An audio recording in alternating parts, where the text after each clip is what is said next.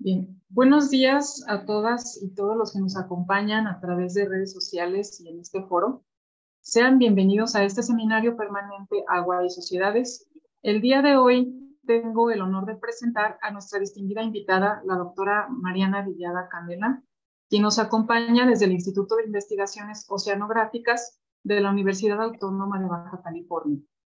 La doctora Mariana Villada Canela es una destacada conferencista con una sólida formación académica en Ingeniería Civil, Ingeniería Ambiental y Estudios Urbanos y Ambientales. Posee una licenciatura en Ingeniería Civil del Instituto Tecnológico Nacional de México, una maestría en Ingeniería Ambiental de la UNAM y un doctorado en Estudios Urbanos y Ambientales por el Colegio de México. Como investigadora, la doctora Villada Canela se ha enfocado en diversas líneas de investigación, destacando su trabajo en el monitoreo participativo de la calidad de las aguas subterráneas en zonas áridas costeras de Baja California. Además, ha investigado la interfaz entre la ciencia, la política y la sociedad en la gestión de las costeras y áridas, así como la participación pública en la gestión integrada de aguas subterráneas en Baja California, México.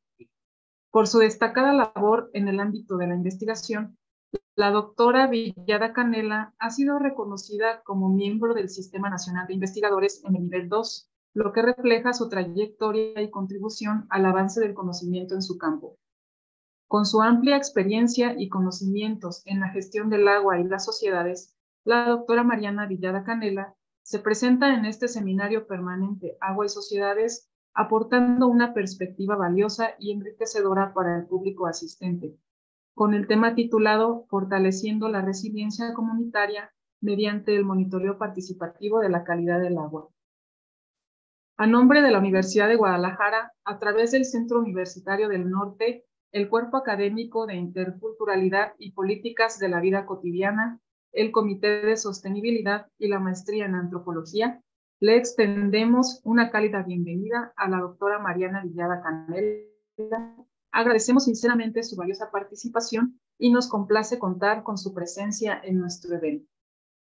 En este momento cedo el uso de la voz a la doctora Mariana para dar inicio a su conferencia.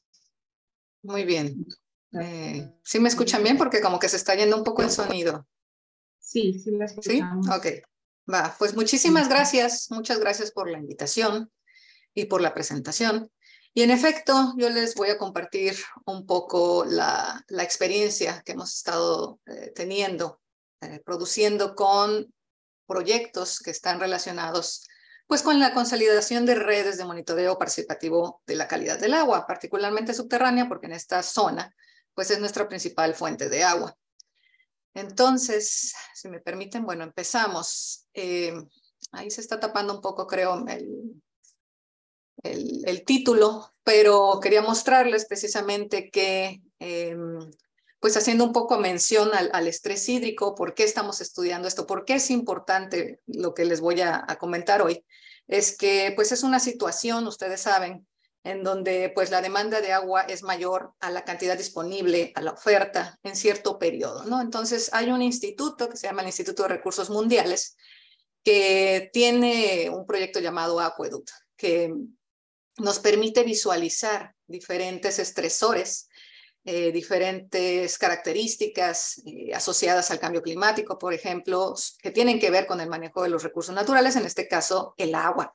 Y lo que está mostrándonos esta plataforma de información que está disponible para todos es que en efecto la situación es grave, ¿no? En nuestro caso, por ahí logré rescatar la información del estrés hídrico. Vemos este mapa de México, en donde en particular ustedes, por ejemplo, en Jalisco, nosotros en Baja California, pues estamos en altos y extremo, ¿no? Y lo que estamos viendo en ese numerito que aparece con estas grafiquitas verde, azul, negro, es un índice, bueno, un indicador que nos menciona precisamente esta situación de estrés hídrico en la que se encuentran pues diferentes estados. En particular, pues vemos que simplemente estamos ya en un estrés que se puede considerar alto, ¿no? Si después ustedes tienen la oportunidad de revisar con más detalle esta herramienta de este instituto, pues se van a dar cuenta de cuál es la localización, digamos, geográfica global de las entidades, de los países que están precisamente con esta situación. Pero llama la atención, es decir, nos habla de los riesgos relacionados con el agua, ¿no? Las crisis relacionadas con la salud pública, inundaciones, sequías, enfermedades que están asociadas a todo esto, el cambio climático, pues empeora todo esto, ¿no? Y entonces hemos empezado a trabajar con un concepto que es la resiliencia climática o la resiliencia al cambio climático, que pues es la capacidad de anticiparse, resistir, adaptarse y recuperarse de impactos negativos al cambio climático. Implica pues tomar una serie de medidas que nos ayudan a reducir la vulnerabilidad y que se pueden dividir como en dos grandes estrategias.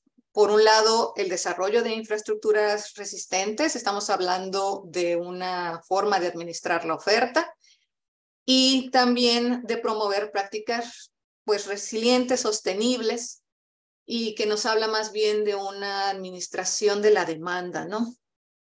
Entonces, esta resiliencia climática o resiliencia al cambio climático, pues se refiere a aspectos sociales, económicos, políticos, ambientales, económicos, en los que se involucra también la comunidad y se busca la protección de los ecosistemas, ¿no? La intención es, pues, enfrentar esos desafíos climáticos, promover un desarrollo sostenible. Y entre las muchas cosas que se han planteado, poco nos hemos preguntado, y lo digo así porque la literatura tampoco es muy vasta, en la intervención de la comunidad. ¿Qué puede hacer la comunidad? ¿Qué podemos hacer nosotros como ciudadanos ante un fenómeno global sobre el que ya no se habla necesariamente de la mitigación, sino de la adaptación, ¿no? Entonces, es un componente esencial la comunidad, estos trabajos comunitarios, esta participación de la ciudadanía es importante en la gestión del agua y ahorita vamos a ver unas ideas al respecto. La gran pregunta, si la quieren ver como pregunta de investigación, o la gran pregunta que nos hacemos también como ciudadanos es ¿de qué manera nosotros podemos contribuir pues en la gestión del agua, pues en lo que se puede hacer en términos de la gestión del agua y a la vez construir una resiliencia frente a esos impactos negativos del cambio climático? Esa es como la gran pregunta que nos estamos haciendo, inclusive en el ámbito teórico, ¿no? Lo que encontramos, pues a grandes rasgos, revisando la literatura, pero también en la experiencia propia, en todo lo que se ha dicho y escrito sobre el tema, es que hay varias opciones, es decir, se pueden hacer algunas cosas, más o menos sabemos que todas tienen implicaciones políticas, económicas, ambientales, sociales, etcétera, etcétera. La primera que se plantea es precisamente las medidas de conservación de agua. Ahorita les voy a mostrar unas que están asociadas a, pues, pensar un poco en infraestructura, ¿no? En ideas sobre la reutilización, sobre construcción de cierta infraestructura verde, por ejemplo, o en fin, otro tipo de infraestructuras más amigables. Hay otros aspectos que se mencionan sobre la diversificación económica o la construcción de planes de contingencia ante, características o elementos del cambio climático, ¿no? Una de las más importantes y que también pues voy a rescatar es el hecho de que estos actos de comunidad, de construcción de redes de apoyo, de colaboración, de gestión, también hacen posible poder trabajar un poco con este concepto, ¿no? Dentro de todo eso se menciona también la educación y la concientización, que no solamente es para nosotros como ciudadanos, también es algo que va pues en todos los ámbitos, en todos los niveles, en todos los sectores, ¿no? Entender procesos, entender cómo funcionan cuencas, en fin, son cosas que ya en mi experiencia les puedo platicar un poco más a detalle. Les decía, otra de las medidas importantes, pues la construcción de la infraestructura, ¿no? ¿Qué se puede hacer en esos términos? Desde luego hay opciones. Y pues yo vivo aquí en Ensenada. Es un ámbito también importante en el que hay actividades económicas diversas. Quizá una de las más importantes es la agrícola, y en donde ya estamos aplicando prácticas agrícolas sostenibles, por ejemplo, por goteo, ¿no? Riego por goteo. Y dentro de estas opciones que se presentan para atender la idea de la resiliencia comunitaria, la resiliencia participativa también se le llama, ante estos efectos negativos del cambio climático, ¿qué sí podemos hacer? Pues entra la idea de cómo mejorar esa gestión del agua, pero pues desde la ciudadanía, ¿no? Estas son las cosas que los ciudadanos, la sociedad, podemos hacer un poco para atender estas dos vertientes, ¿no? La parte quizás un poco de la oferta y la parte de la demanda. En la parte pues de la oferta entran un poco estos sistemas comunitarios resilientes, y tenemos unos ejemplos, ¿no? Seguramente ya a lo mejor han escuchado algunos de ellos, sobre todo porque cada vez son más frecuentes. Vemos más ciudades, vemos más países que están invirtiendo, que le están apostando a tecnologías a lo mejor más caseras, quizás menos invasivas o controversiales, como la desalinización a gran escala, ¿no? Entonces, donde es posible, en términos del clima, pues podemos hacer cosecha de agua de lluvia. Hay formas de organizarnos como comunidad para hacer almacenamientos comunitarios, insisto, donde es posible, o bien hay un manejo tanto de cuando hay manantiales o del agua subterránea. Y algo que yo les voy a platicar en mi experiencia muy personal es la necesidad de implementar prácticas de reuso en todas las escalas. Vemos desde la más casera hasta la más elaborada en riego agrícola a través de, por ejemplo, agua residual tratada. Y algo que también se ha comentado desde hace ya muchos años, pero por la exigencia técnica y jurídica de la medida, pues también está el manejo de la recarga de acuíferos, pero quizás eso es un poco más complicado. Implica tomar más decisiones. Entonces, lo que les trato de comunicar es que hay formas de trabajar el tema, de buscar la resiliencia en estas comunidades en la gestión del agua ante estos efectos, ¿no? Cuando vemos esta situación problemática, aquí pues le resumí mucho, pero cuando somos más conscientes de toda esa situación, decimos, bueno, ¿qué se supone que podemos hacer? ¿Qué sí podemos hacer que a lo mejor no implique gran gasto, demasiada intervención de demasiadas instituciones, o saber coordinar esos esfuerzos de una manera más adecuada, ¿no? Como académicos nosotros siempre estamos preguntándonos eso también. Y algo que nos llevó a empezar a plantear la idea de un monitoreo participativo de la calidad del agua fue pues que las personas también en su momento, en particular se acercaron. Una de mis estudiantes de su comunidad tenían esta problemática, saber cuál era la calidad del agua que llegaba a sus casas. Y esto, curiosamente, ha sido pues una duda que nos han manifestado otras personas. Bueno, ¿con qué calidad llega el agua a mi casa? ¿Cuál es la calidad del agua que llega a mi casa? ¿Cómo puedo saberlo? ¿Y por qué es tan importante entender otros elementos de los socioecosistemas, ¿no? Y pues lo que vemos es, aquí les pongo unas imágenes de las situaciones que encontramos. Yo trabajo mucho en el campo, en la práctica, ahora en particular en 2 regiones diferentes, en donde en el ámbito casero vemos esas prácticas de uso y reuso del agua, ¿no? Y nos manifiestan, no, mira, el agua llega así, pero no sabemos qué significa, pero no existen datos, pero ¿qué podemos hacer, no? Entonces, Este tipo de escenas nos motivan a buscar soluciones sobre, bueno, ¿qué podemos hacer diferentes sectores para empezar a abordar la situación, ¿no? Y algo que nos motiva es precisamente entender algo que trabajamos mucho con la gente una vez que hacemos una serie de encuestas, por ejemplo, es tratar de, pues, de explicar y de comprender, porque ha sido un aprendizaje de dos vías, pues cómo funcionan, cómo son los fenómenos que permiten que el agua llegue a sus casas, ¿no? Que tengan agua. Algo que, bueno, obviamente muchos sabemos, pues que es el ciclo del agua, que es uno de los conceptos más importantes, tratar de entender cómo se mueve el agua, ¿no? En la biosfera y todos estos procesos que implican imaginarlos a gran escala, cuáles van a ser precisamente esas implicaciones en nuestro entorno inmediato. Es uno de los grandes retos que tenemos. Ahorita les voy a platicar por qué. O sea, realmente quizás algunos somos más o menos conscientes. El tema del agua es uno de entre tantos que nos preocupan el día a día. Y entonces estar consciente de estos fenómenos, de estos procesos, pues no siempre es tan lógico, ¿no?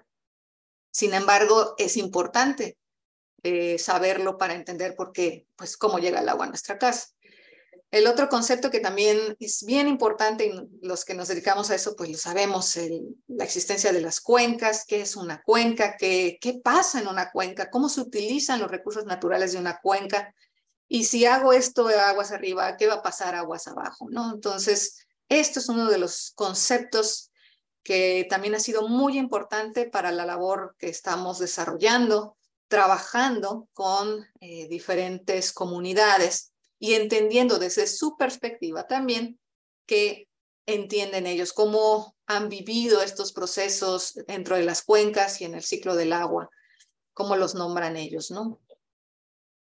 En particular en regiones como en acá en Baja California, pues les decía que aunque una fuente de agua importante es el río Colorado, pues ciertamente tenemos dependencia con Estados Unidos, ¿no? Porque es un recurso que compartimos. Y entonces una de las fuentes más asequibles para nosotros es el agua subterránea. Y pues nos hemos encontrado que la población no conoce del todo cómo es que obtenemos esa agua pues del subsuelo, ¿no? No la vemos y ese es uno de los grandes cuestionamientos con el hecho de entender las fuentes de agua. El agua subterránea, ¿qué es esa agua subterránea? ¿Qué es un acuífero? ¿Qué son estas formaciones geológicas que entre sus poros, entre sus partículas pueden almacenar el agua? ¿Cómo funciona? Poder imaginar qué es lo que está pasando allá en el subsuelo, cómo ellos les llaman, por ejemplo, las venas de agua, los ríos de agua que corren en el subsuelo, ¿no? ¿Cómo funciona todo eso? Es muy relevante. Y en nuestro caso, bueno, no sé si en Jalisco tengan este tipo de problema, pero acá tenemos acuíferos costeros, la mayoría de ellos sobreexplotados, que al no permitirse una recarga continua, o bueno, nosotros tenemos, bueno, teóricamente llueve 10 veces menos que en Tabasco, entonces pues tenemos acuíferos sobreexplotados que ya exhiben un déficit y que pues bueno, se rompe esta interfaz entre el agua salada del mar, el agua oceánica y el agua dulce del continente por esta presión constante de la sobreextracción o sobreexplotación. Y entonces se empieza a crear una especie de agua salobre, ¿no? El agua dulce, supongamos que tiene 1 gramo por litro de sólidos disueltos totales, que son estas sustancias inorgánicas que están en el agua. Y el agua salada, pues tiene 35 gramos por litro, ¿no? Entonces, pues es un agua que no podemos usar. De hecho, la norma sugiere que solamente 1 gramo por litro. Y a la hora que se produce este proceso de sobreexplotación, pues vamos encontrando en los pozos, pues agua salobre. Y eso es generalizado. Digo, también les comento en mi experiencia en campo, trabajando, extrayendo esas muestras de agua de pozos, vemos una problemática de este tipo, ¿no? estamos en una zona donde estos acuíferos en cierta manera ya exhiben esa intrusión marina. Otro concepto que es así como súper relevante para entender cómo funciona el ciclo o el manejo del agua en las ciudades. En las zonas urbanas, un poco a diferencia de las zonas rurales, sí tenemos estas otras de las 5 a la 8, ¿no? Procesos. Sí tenemos un alcantarillado, un drenaje, hay sistemas de tratamiento, en algunas regiones hay sistemas de reuso y bajo ciertas condiciones hay un retorno al mar. Pero en regiones en las que a mí me ha tocado trabajar, que son más bien agrícolas, periurbanas, pues más bien podemos tener estas fuentes de abastecimiento, de captación o extracción, principalmente extracción, sistemas de potabilización, de almacenamiento y de distribución, dependiendo de pues, la topografía, la disposición de agua, que tampoco es mucho lo que podemos decir acá, y sobre todo, pues, que les decía, o sea, nos estamos abasteciendo de acuíferos que ya tienen una calidad que no es la óptima, y por tanto esto ha mermado o ha tenido algunos efectos en la forma en que se abastecen del agua, ¿no? ¿Y qué es lo que tienen que hacer las comunidades para abastecerse de agua de calidad? Ahí, por ejemplo, son comunidades que utilizan fosa séptica. Y algo que a veces es un poco difícil de explicar es que toda nuestra idea, o sea, todo lo que ocurre en términos de gestión del agua obedece a un modelo que se llama así, el de gestión integrada de los recursos hídricos, y que existe para México, es una idea que nos trajimos del ámbito internacional, que han estado tratando de aplicar diferentes países, en donde a través de una serie de principios, políticas, actos, instrumentos, normas, bienes, recursos, derechos, atribuciones, se busca pues el desarrollo sustentable, la preservación, la regulación, el manejo del agua, y en donde a diferencia de otros modelos anteriores, pues se busca una mayor implicación de diferentes sectores. Y ahora adicionamos un poco la idea de coadyuvar a los gobiernos nacionales a que con diferentes iniciativas se pueda también ayudar a cumplir los objetivos de desarrollo sostenible. En este caso, por ejemplo, garantizar el agua limpia y el saneamiento, ¿no? Y algunos otros subindicadores, como la creación de capacidades para la gestión o la participación de las comunidades locales. La investigación, también estamos en un momento de la investigación en México que pues procura también atender estos objetivos de desarrollo sostenible. Y algo que también nos lleva pues todavía a reflexionar un poco más en por qué debería ser importante entender la calidad del agua, es que obviamente va a tener un efecto en nuestra calidad de vida, en nuestra salud, en la salud pública, ¿no? Entonces, con la ciudadanía, con las comunidades con las que hemos estado trabajando, pues, por ejemplo, hacemos diferentes pruebas organolépticas, sabor, olor, color, en donde ellos pueden hacer como son como las primeras pruebas, las primeras formas de entender qué es eso de la calidad del agua, porque a veces también preguntamos, pero también hay dudas sobre la idea, ¿no? El concepto de calidad del agua, pero es algo con lo que estamos viviendo todo el tiempo.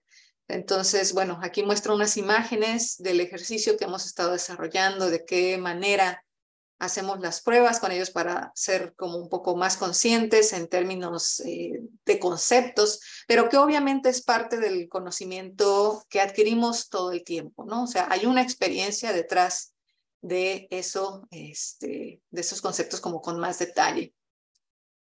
Algo que explicamos también con la ciudadanía, que es parte de su experiencia y de su conocimiento, pues es qué es lo que vamos a medir, cuáles son esas características del agua que van a ser importantes. Y para esta región en particular, los sólidos disueltos totales es el día a día, ¿no? Les decía, estas sustancias inorgánicas que están disueltas en el agua que podemos medir con una sonda y más o menos estimar precisamente cuáles son esos sólidos disueltos totales y se asocian con una salinidad, ¿no? Y también otros parámetros, aquí obviamente hay un montón, pero que de alguna manera son más o menos visibles, nos afectan de alguna manera un poco más asociada a nuestra experiencia, por ejemplo, la dureza, el encontrar estas costras de carbonatos en nuestras llaves, en nuestros grifos, o ver quizás cuando tenemos oportunidad, acá no hay muchas fuentes de agua superficial, podemos ver cuerpos de agua que están eutrofizados, que tienen un exceso de nutrientes y que producen, pues, por ejemplo, algas u otras especies que pueden ser problemáticos, ¿no? Y quizás algo que es muy importante, también a veces un poco difícil de explicar, pues es la presencia posible de patógenos, de virus y bacterias en el agua.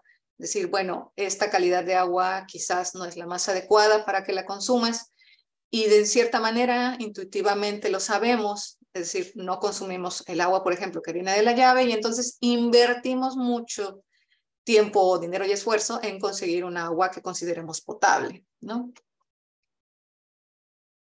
Y bueno, en todo este ejercicio, algo que promovemos mucho, tanto acá en los programas de posgrado, tenemos 3 programas de posgrado, y pues el trabajo con la ciudadanía es que desde luego que se puede hacer algo, desde luego que podemos obtener información, datos, conocimiento de esta experiencia de ver qué es la calidad del agua. Se pueden hacer cosas en términos de calidad del agua, es decir, si vemos como a grandes rasgos cómo ha habido y sigue habiendo comunidades que participan activamente en obtener datos de calidad del agua, las razones por las cuales lo hacen, por ejemplo, quizás para defender su territorio, defender sus fuentes de agua o simplemente para saber qué tipo de agua llega a su casa, es un espectro, ¿no? Y entonces la gran recomendación es, bueno, informémonos, sepamos a qué se refiere eso y por qué es importante. Ser responsable implica, pues obviamente, algo asociado a la cultura del agua y participar, que va un poco más allá también, ¿no? Tener la oportunidad de ver dónde hay alguien que está haciendo algo o empezar a desarrollar proyectos que impliquen cambio, el cambio social, ¿no? Y bueno, yo en particular trabajo mucho con esta idea de la participación ciudadana, pública, social, que tiene diferentes fundamentos. El que más conocemos, digámoslo así, es el normativo, es decir, la existencia de marcos legales, internacionales, nacionales, instituciones, políticas públicas, que da sentido a que la ciudadanía pueda participar en diferentes procesos, sobre todo si son institucionales, pero también nos da la pauta para saber qué hacer, qué no hacer, en términos de una participación que no esté institucionalizada. Y en los aspectos ideológicos se refiere más bien a esta relación ideal entre el Estado con E mayúscula y la sociedad, cómo deberíamos relacionarlos en función de qué, para poder ejercer, por ejemplo, la democracia, la gobernanza, la gobernabilidad, ir más allá de eso, ¿no? En función de que sí podríamos trabajar casi en el mismo nivel, aunque sabemos que tenemos diferentes capacidades, diferentes facultades y competencias para hacer una gestión adecuada del agua. Y en lo instrumental sería como lo más práctico, ¿no? ¿Por qué nos reunimos? Bueno, pues para obtener datos que nos permitan llegar a decisiones informadas y de calidad que modifican nuestro aprendizaje, nuestros hábitos, nuestro consumo del agua, nuestras actitudes hacia el agua, ¿no? O a cualquier otro recurso natural. Entonces, a partir de todo esto, ya pensando, bueno, ¿qué sí podemos hacer? ¿Qué se puede hacer? Y la gran propuesta, pues es eso, un monitoreo participativo de calidad del agua, que tiene diferentes nombres, se lo van a encontrar como monitoreos comunitarios, ciencia ciudadana, y son grados de cómo incide la ciudadanía en diferentes propuestas para obtener esos datos, para trabajarlos, para empoderarse con ellos, ¿no? Y estos son actos transdisciplinarios, o sea, no solamente es yo científico voy y te digo lo que tienes que hacer, para nada. Son actos en los que nosotros también aprendemos, porque es importante entender la perspectiva de quien está en el día a día viviendo la problemática. Entonces, estas formas de organización comunitaria para lograr el manejo participativo pues del monitoreo de la calidad del agua implica entonces que vamos a tomar decisiones, preferente en un ámbito local, en donde se puedan planear esos monitoreos, planificar esos monitoreos, o inclusive en términos de estos efectos negativos ante el cambio climático, pues de alerta temprana. Es decir, hay investigaciones que procuran hacer estas organizaciones para pues estar mejor preparados por cualquier contingencia. Y es una posibilidad, hace posible que se generen propuestas de solución colaborativas dentro de un sistema socioecológico, ¿no? O socioecosistema. Nos ayuda a obtener datos con los que se pueden tomar mejores decisiones, se innova inclusive en las formas de tomar esos datos. Y desde luego que tanto para las diferentes comunidades que participan, no solamente hablando de la ciudadanía, sino de los sectores implicados y nosotros también, pues adquirimos ciertas capacidades y desde luego se desarrolla este capital social o liderazgo ante, pues por ejemplo, el objetivo que consigan esas organizaciones para el monitoreo. Ok. Entonces, ahora sí les platico qué es lo que hemos estado haciendo. Hemos estado trabajando en el Valle de Camalú, que es una delegación que está dentro del nuevo municipio de San Quintín, aquí en Baja California. Originalmente estaba pues adicionado al municipio de Ensenada, pero hace unos años consiguió ya separarse, es otro de los municipios. Y es en particular una zona principalmente agrícola, el 90% de la actividad es agrícola, y entonces allá tenemos una zona que pues se ha estado creciendo precisamente con esta actividad. La mayoría de las personas se dedican al jornal y muchas de ellas, un porcentaje también importante, pues son migrantes que han llegado de Guerrero, Michoacán, Oaxaca, Chiapas, inclusive también de Jalisco tenemos, o de otros estados más cercanos como Sinaloa, y que pues están un poco inmersos en esta dinámica del uso de los recursos naturales que quizás a veces no es tan justo para el uso doméstico, digámoslo así, ¿no? Pero encontramos también pues evidencia de que estas personas que carecen del recurso con la facilidad que tenemos quizás en zonas urbanas, pues ya tienen prácticas que les permiten la subsistencia. Sin embargo, obviamente les cuestan más trabajo y más dinero. Y también hemos estado trabajando en el Valle del Porvenir, que está dentro del Valle del Guadalupe, muy famoso aquí en Ensenada, una zona vitivinícola, en donde también estamos observando, quizás con unas características un poco diferentes en torno al manejo, pero también con pues una carencia de ciertos datos para la ciudadanía, para que entiendan, para que nos expresen por qué es importante para ellos contar con agua de calidad que llegue a sus casas y que está teniendo efectos precisamente en cómo gestionan los recursos económicos en su casa, lo que le tienen que invertir, cómo obtienen esos recursos. En particular también, bueno, recientemente estuvimos trabajando allá y una de las problemáticas que encontramos en términos del abastecimiento es que tienen, por ejemplo, una infraestructura algo vieja, ya tiene un buen rato y es de materiales que ahora se consideran cancerígenos, ¿no? Entonces, pues estamos todavía empezando a conocer mejor esa situación y qué es lo que está implicando para ellos el mejor manejo del agua y conocer cuál es exactamente la calidad de agua que llega a sus casas. Les decía entonces que estos son proyectos en los que procuramos integrar tanto estos aspectos más técnicos, la calidad en sus aspectos físicos, químicos, microbiológicos, y las capacidades, los conocimientos y las percepciones de los usuarios de esa agua.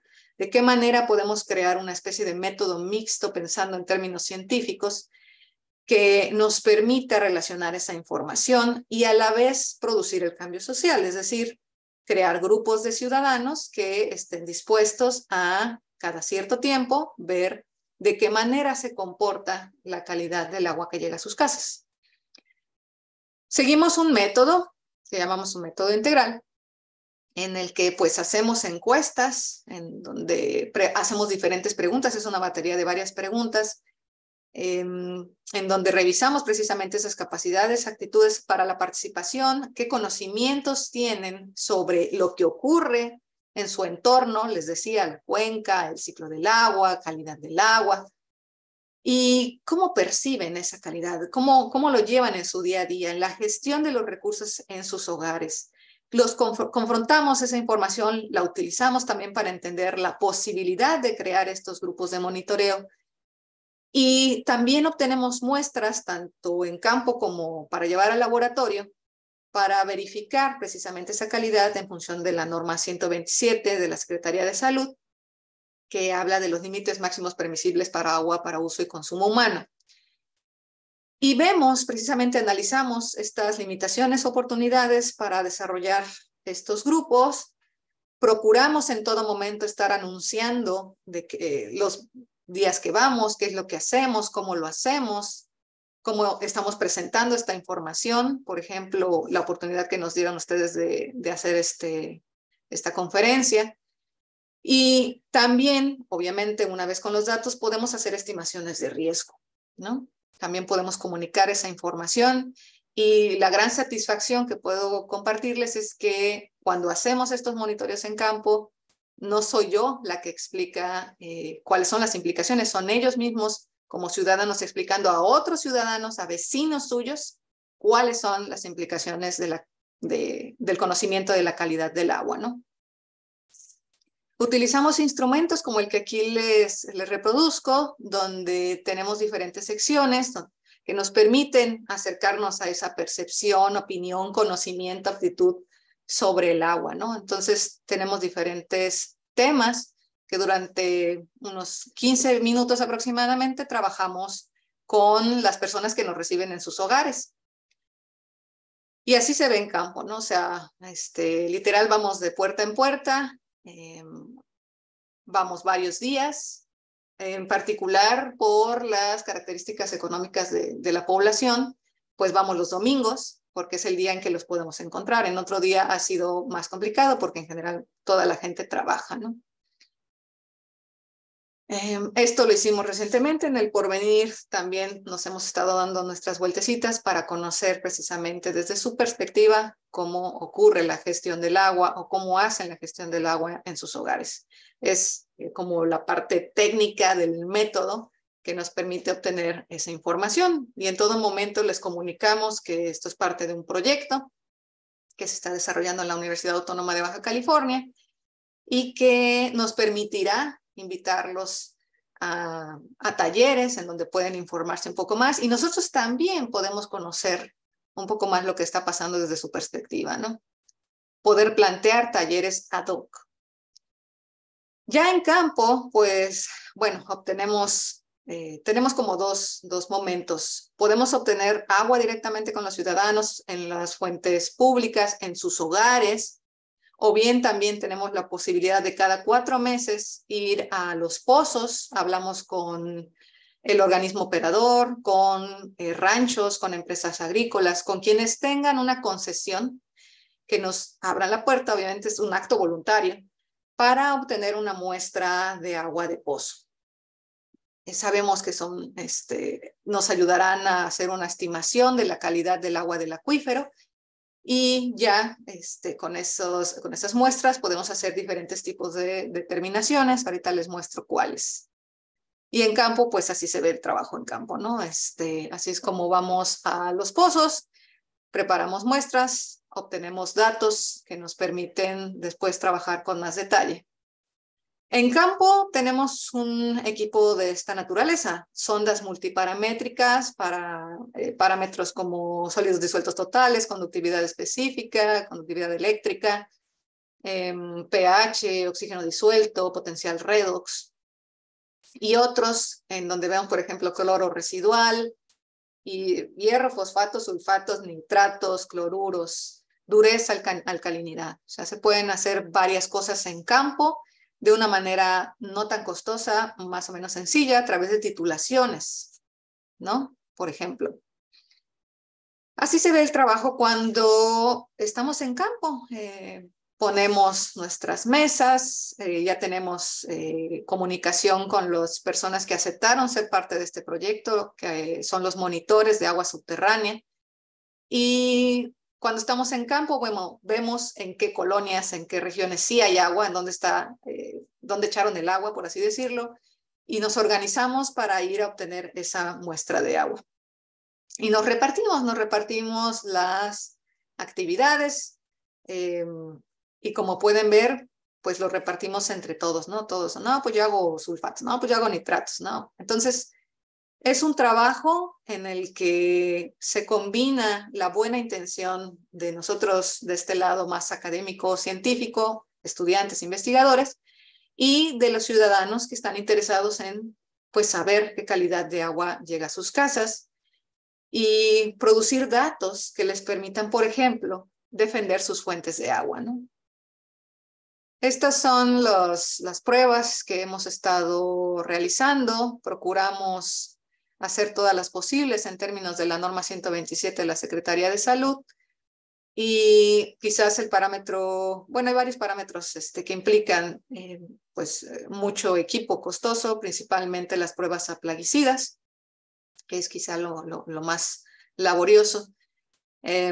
Como saben, en términos de tiempo, pues también los patógenos se llevan su tiempecito y implica muchas cosas. Entonces, pues somos muchas manos, afortunadamente, que seguimos ciertos protocolos, ciertos métodos y obtenemos esos datos de calidad.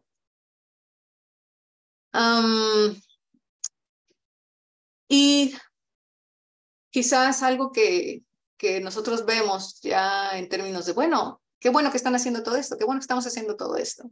¿De qué manera realmente podemos participar o hacer parte de ese cambio social? Les comentaba, una vez que ya tenemos los resultados de las encuestas, entonces los invitamos, desarrollamos talleres, organizamos talleres donde en función de pues, la percepción de esos primeros conceptos que les comentaba, pues llevamos a diferentes personas que han desarrollado cierta experiencia sobre el uso de ese concepto, que lo pueden explicar de una manera sencilla y que podemos corroborar el conocimiento con diferentes personas, ¿no? De diferentes maneras, con diferentes dinámicas, como las de los, por ejemplo, la cartografía participativa, los mapeos colaborativos, este trabajo con la idea de un concepto y las implicaciones que tienen los datos que van obteniendo. Ahí los vamos explicando, no, mira, esto es importante porque puede tener efectos en tu salud, a la larga esto puede dañar por ejemplo, tu sistema de abastecimiento de agua. Ese tipo de referencias hacemos. Y así, como pueden ver, es un trabajo en donde ellos están implicados todo el tiempo, donde las decisiones se toman como colectivo y en donde inclusive ya formamos un grupo que se llama así, Monitores del Agua Subterránea en Camalú, y en el que una vez al mes estamos tomando datos de los que ellos son custodios, es decir, ellos tienen su bitácora y anotamos los datos. Yo no tengo, yo no conservo esa bitácora, la tienen ellos, y ellos van viendo, hay alguien que está haciendo las gráficas y viendo las tendencias, viendo que en donde quizá valga la pena repetir ciertas mediciones para ver qué está pasando ahí. Y todas esas decisiones son colectivas, o sea, ha sido un trabajo muy enriquecedor en el sentido de que nos permitió entender mejor la transdisciplina, a la que quizás a veces como científicos no estamos tan acostumbrados, pero que ha sido muy, muy, muy interesante. Y ahorita también les platico más por qué. Entonces, bueno, cuando ya estamos haciendo estos monitoreos, cuando ya se hicieron los talleres, cuando ya tomamos decisiones, cuando ya se comprometieron y nos comprometimos a hacer este grupo, pues entonces les decía, vamos una vez al mes, un domingo, y nos reunimos en donde podemos, en donde nos reciben, en algunas casas, en algunos espacios donde podemos obtener una muestra de agua, del agua que está corriendo en ese momento, digámoslo así, y aplicamos estas determinaciones. Para eso elaboramos un manual muy sencillo, un manual de tamaño de la mano, que en ese momento nos permite ver rápidamente cuál es el reactivo, cuál es la sustancia, cuál es el procedimiento que necesitamos para hacer las determinaciones. Y afortunadamente es tan sencillo que todos lo hacemos, o sea, cualquiera de nosotros lo puede hacer. Entonces, eso es lo que hacemos y hemos estado haciendo. Recientemente, el domingo pasado, hicimos el 6º monitoreo, porque este proyecto apenas tiene 2 años y en lo que logramos consolidarlo, trabajar un poco los datos de calidad, pues ahí va, ¿no? También quisiera compartirles esa reflexión. Hace falta mucha voluntad de la ciudadanía, o sea, para decidir dejar un poco tus actividades de domingo, de ese domingo de lado, para, pues, trabajar todos juntos, ¿no? Y les decía que ha sido una experiencia muy bonita porque nos han estado invitando en primarias, secundarias, universidades de otras regiones, en donde les interesa saber cómo lo hacemos, cómo se puede hacer, cómo se puede organizar esto en sus propias mini comunidades. Y eso es parte pues muy interesante de la experiencia, ¿no? O sea, ahí hay un aprendizaje. Recientemente fuimos con unos niños de kinder y fue un reto saber de qué manera adaptar nuestros materiales para que también esa información pues se vaya compartiendo desde los niveles previos, ¿no? Que le llaman, ¿no? La gente un poco más joven. Pero también los adultos están muy interesados en todo esto, ¿no? Y otra de las reflexiones que les puedo compartir es que precisamente como un proyecto de este gran proyecto fue pues una investigación que desarrolló una de mis estudiantes de doctorado en la que obtuvo un financiamiento para poder traducir los resultados de esta investigación al mixteco, que hay una población importante de mixtecos en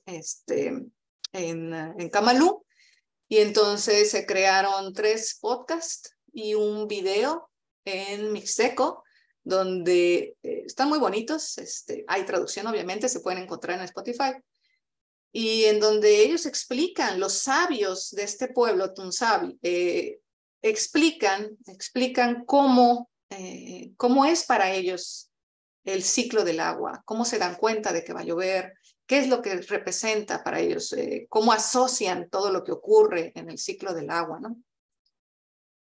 Y esa información la pueden encontrar aquí. Nosotros tenemos una página de Facebook que se llama, bueno, ahora ya se llama Monitoreo Participativo de Calidad del Agua en Baja California, porque estamos integrando otras comunidades en donde nos han pedido participar y en donde ya estamos participando activamente.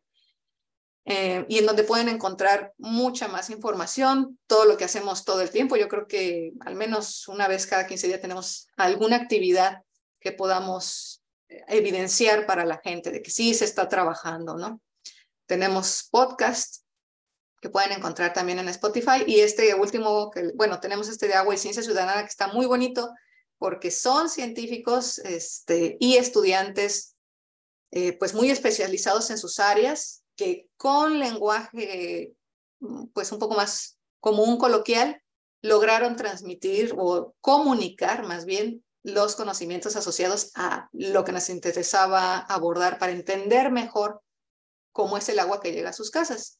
Y otro de Enrédate por la Calidad del Agua, que tiene lo que les comentaba, estas experiencias de los monitores en esa región y de sabios que pueden explicarnos todo esto en otro idioma, ¿no? Entonces está muy bonito, ha sido algo muy integral que nos ha permitido trabajar con diferentes perspectivas y entender mejor lo que implica la transdisciplina, ¿no?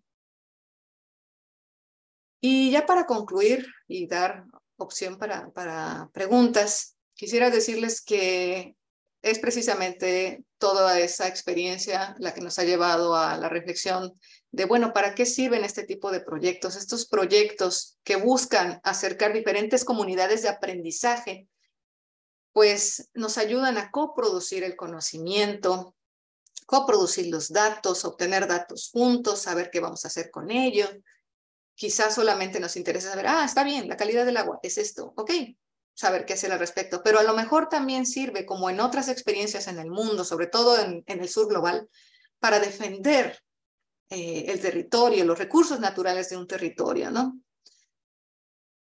Por otro lado, también ese conocimiento de qué es eso de la calidad del agua nos ha ayudado a ver la transformación de los hábitos, la modificación de los comportamientos, de las opiniones sobre pues nuestra relación con el agua, ¿no? Y desde luego también ya en otras formas también prácticas, pues exigir políticas públicas que estén basadas en evidencia, ¿no? Entonces, esa evidencia, lo que nos está mostrando la experiencia de este proyecto es que también se puede coproducir. Y eso ha sido una gran experiencia, ¿no? Y eso es todo por ahora. Gracias.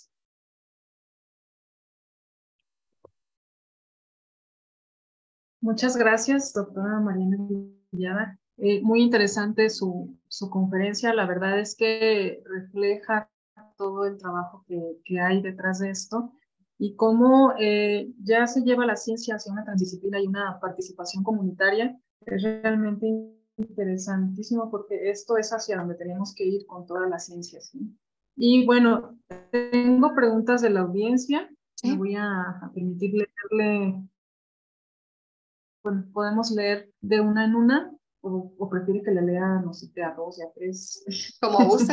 De una en una, Usted me mejor, dice. más fácil. Muy bien. Bueno, la primera es, ¿puede ampliar el concepto de resiliencia en relación a la gestión del agua? Sí, bueno, les comentaba, la resiliencia depende de quién lo diga, inclusive hasta en términos psicológicos, pero es esa capacidad de anticiparse, resistir, adaptarse y recuperarse de los impactos negativos de algo, a algo, en este caso hacia el cambio climático. Y les decía que implica pensar en este caso, en la gestión del agua como en dos grandes vías. Pensemos en dos grandes posibilidades siempre. En términos de la gestión, podemos pensar en cómo gestionar la oferta, cómo gestionar la demanda. En la gestión de la oferta, que es lo más común, pensamos, bueno, ¿de qué manera podemos atenuar la escasez del agua o la contaminación de la misma? Bueno, pues construcción de ciertas tecnologías, de cierta infraestructura que nos lleve a obtener de mejor manera ese recurso y en la calidad que lo necesitamos. Ese es un poco pensar en esa idea.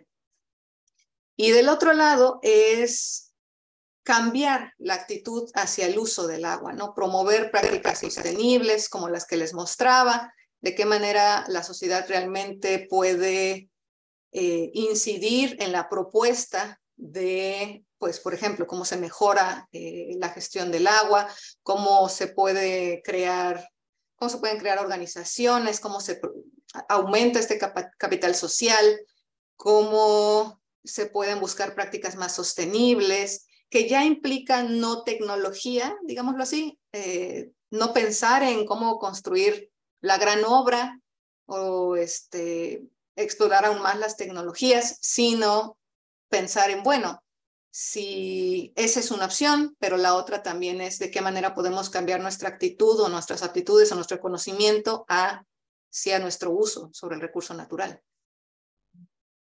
Muy bien. Bueno, la siguiente pregunta está relacionada. Dice, ¿cómo integrar las iniciativas? No, perdón, estoy brincándome una. Dice, desde la perspectiva de la resiliencia, ¿cuál es el papel de la sociedad comunidad?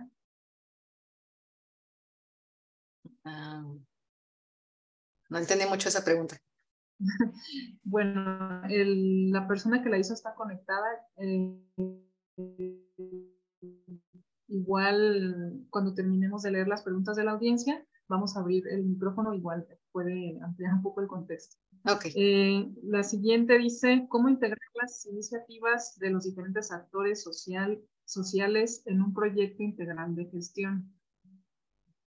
Bueno, algo que a nosotros nos ha funcionado, sobre todo ahora que promovemos mucho el pensamiento de los sistemas socioecológicos, es precisamente explorar con el mayor detalle posible todos los componentes y los nexos entre esos elementos en un sistema socioecológico, pensar lo que está detrás, los sistemas complejos, en pensar todo lo que implica el manejo del agua, la gestión del agua, o cuál es la problemática detrás. Casi siempre a lo que llegamos es obviamente pues a la escasez y al deterioro del agua. Si ese es el gran problema, hay que revisar detrás qué es lo que hay, por dónde empieza, quiénes son los implicados. Revisamos entonces los sistemas, natural y no natural, digámoslo así, humano y natural, y las relaciones entre estos, ¿no? Por ejemplo, en el natural puedo pensar en procesos que facilitan o no que tengamos agua de cierta calidad, como el que les mencionaba, la intrusión marina, ¿no? La biodegradación o las degradaciones en el suelo, las transformaciones de ciertos metabolitos, en fin, muy técnicamente hay un montón de cosas que ocurren en el medio natural, ¿no? Y en el medio social, que también es súper interesante, pues las actividades económicas, los procesos sociales, las migraciones, el crecimiento poblacional, el uso de tecnologías alternativas, las decisiones que se toman, los sectores implicados, los actores y los sectores implicados. Es decir, hay un montón de elementos en los que tendríamos que pensar que ayudan a hacer más integral una solución. Desde luego eso implica, como se imaginarán, pues un montón de disciplinas. Entonces tenemos que sentarnos a la mesa diferentes personas con diferentes disciplinas, diferentes perspectivas para poder crear el mapa de todo ese sistema complejo y poder entonces pensar en una solución integral. Para decir, bueno, se me ocurre que podemos hacer esto. Sí, pero tiene estas implicaciones y no has pensado en esto. ¿Y qué tal si se hace de esta manera? Bueno, pero entonces tenemos que hacer esto y lo otro. Es pensar en sistemas complejos, ¿no? Eso implica. Muy bien. Bueno, la siguiente pregunta. A ver, no se me perdió. Aquí está. Bueno, dice, en el caso de la región norte de Jalisco, que es aquí donde nos ubicamos en el norte, desde hace aproximadamente 70 años existe una veda para el uso del agua subterránea. En aspectos económicos ha limitado algunas actividades, principalmente la agricultura, pero desde el punto de vista social y ambiental, desde su experiencia, ¿cuál será su impacto? Pues es que muchas de las problemáticas que aquí podamos mencionar, dependiendo, bueno, más o menos son las mismas. Hay muchas regiones en donde ya hay vedas sobre uso de agua subterránea. Nosotros aquí estamos en una.